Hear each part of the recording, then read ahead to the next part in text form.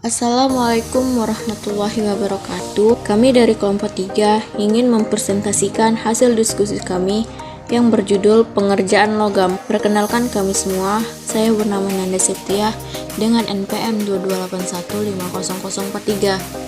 Saya akan membacakan tentang pembentukan logam.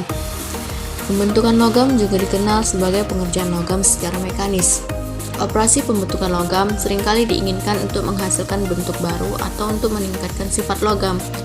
Pembentukan dalam keadaan padat dapat dibagi menjadi pembentukan non-pemotongan seperti penempaan, penggulungan, pengepresan, dan lain-lain. Dan pembentukan pemotongan seperti operasi pemesinan yang dilakukan pada berbagai peralatan mesin. Proses pembentukan tanpa pemotongan atau pemesinan disebut sebagai proses kerja mekanis. Ini berarti deformasi logam yang disengaja dan permanen secara plastis di luar rentang elastis material. Tujuan utama dari proses pengerjaan logam adalah untuk menghasilkan bentuk dan ukuran yang diinginkan di bawah pengaruh gaya eksternal pada logam. Proses tersebut digunakan untuk mencapai sifat mekanik optimal pada logam dan mengurangi rongga atau rongga internal yang ada sehingga membuat logam menjadi padat. Logam umumnya dikerjakan dengan deformasi plastis karena efek menguntungkan yang diberikan terhadap sifat mekaniknya. Deformasi yang diperlukan pada logam dapat dicapai dengan penerapan gaya mekanis saja atau dengan memanaskan logam dan kemudian menerapkan gaya kecil. Pengotor yang ada dalam logam kemudian memanjang bersama butirannya dan dalam prosesnya terpecah dan tersebar ke seluruh logam. Hal ini juga mengurangi efek berbahaya dari pengotor dan meningkatkan kekuatan mekanik. Halo, perkenalkan nama saya Yusuf Randi dengan NPM 2281500045. Selanjutnya saya akan membacakan tentang reskristalisasi. Selama proses deformasi plastis pada pembentukan logam, terjadi aliran plastis logam dan bentuk butiran berubah. Jika deformasi plastis dilakukan pada suhu yang lebih tinggi, butiran baru mulai tumbuh di lokasi tekanan internal yang disebabkan oleh logam. Jika suhu cukup tinggi, pertumbuhan butiran baru akan dipercepat dan terus-menerus hingga logam hanya terdiri dari butiran baru saja. Kerja panas. Proses pengerjaan mekanis yang dilakukan di atas suhu rekristalisasi logam disebut proses pengerjaan panas. Beberapa logam seperti timbal dan timah memiliki suhu rekristalisasi yang rendah dan dapat dikerjakan dengan panas bahkan pada suhu kamar. Namun sebagian besar logam komersial memerlukan pemanasan. Namun suhu ini tidak boleh terlalu tinggi untuk mencapai suhu solidus. Jika tidak, logam akan terbakar dan menjadi tidak dapat digunakan. Pengaruh pengerjaan panas terhadap sistem mekanik logam. Proses ini umumnya dilakukan pada logam yang ditahan pada suhu sedemikian rupa sehingga logam tersebut tidak mengeras. Beberapa logam misalnya PB dan SN dalam kurung karena memiliki suhu kristalisasi rendah dapat dikerjakan dengan panas pada suhu kamar. Kedua, menaikkan suhu logam akan menurunkan tegangan yang diperlukan untuk menghasilkan deformasi dan meningkatkan kemungkinan jumlah deformasi sebelum terjadi pengerasan kerja yang berlebihan. Ketiga, pengerjaan panas lebih disukai jika harus dilakukan deformasi besar yang tidak mempunyai tujuan utama menyebabkan pengerasan kerja. 4. Pengerjaan panas menghasilkan hasil bersih yang sama pada logam seperti pengerjaan dingin dan anil. Itu tidak mengeraskan logam. 5. Dalam proses pengerjaan panas, ketidakteraturan komposisi distrika dan pengotor non-logam dipecah menjadi fragmen-fragmen kecil yang relatif tidak berbahaya, yang tersebar secara merata ke seluruh logam dan bukannya terkonsentrasi dalam masa pengerjaan logam yang besar dan menimbulkan tegangan. Proses kerja panas utama. Pertama, pengerolan panas. Pengerolan adalah metode paling cepat untuk membentuk logam menjadi bentuk yang diinginkan melalui deformasi plastis melalui tekanan tekan menggunakan 2 atau lebih dari 2 gulungan. Kedua, rolling mill 2 tinggi. Pabrik penggilingan 2 tinggi memiliki 2 gulungan horizontal yang berputar dengan kecepatan yang sama tetapi berlawanan arah. Ketiga, pabrik rolling 3 tinggi.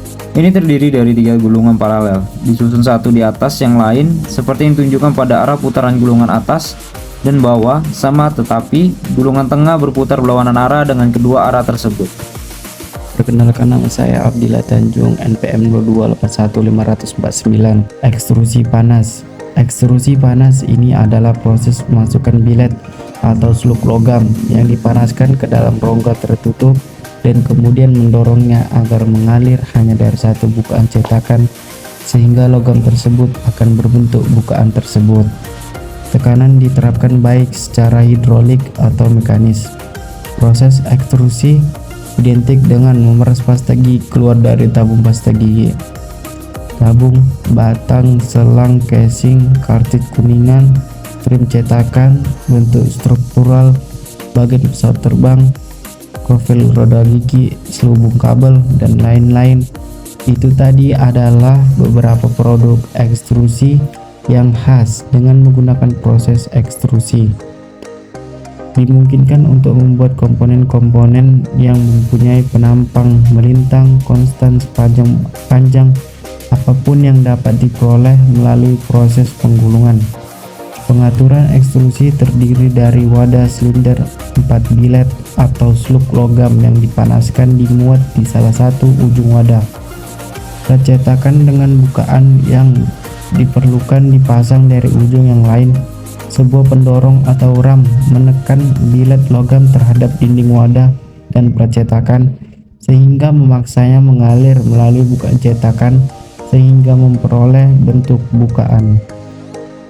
Rasio ekstrusi didefinisikan sebagai rasio luas penampang benda kerja dengan luas bagian yang diekstrusi.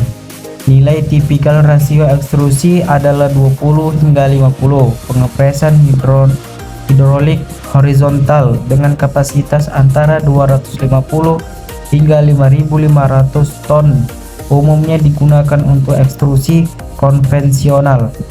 Persyaratan tekanan untuk ekstrusi bervariasi dari satu bahan ke bahan lainnya. Tekanan ekstrusi untuk material tertentu bergantung pada suhu ekstrusi, pengurangan luas dan kecepatan ekstrusi.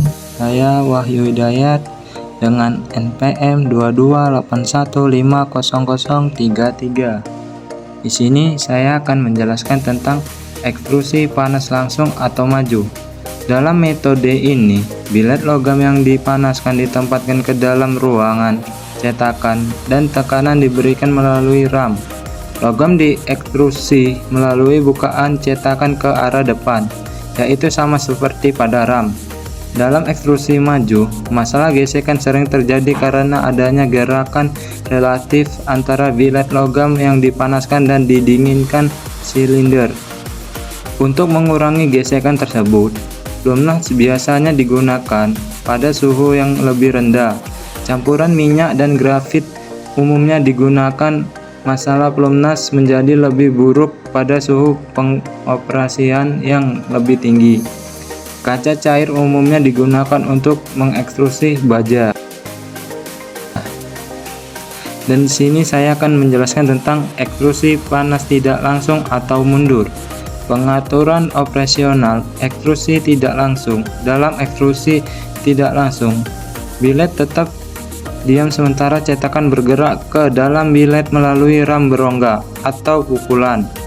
Yang melaluinya ekstrusi mundur terjadi karena tidak ada gaya gesekan antara bilet dan dinding wadah. Maka gaya yang dibutuhkan dengan metode ini lebih sedikit. Namun proses ini tidak banyak digunakan karena kesulitan yang terjadi dalam memberikan dukungan pada bagian yang diekstrusi.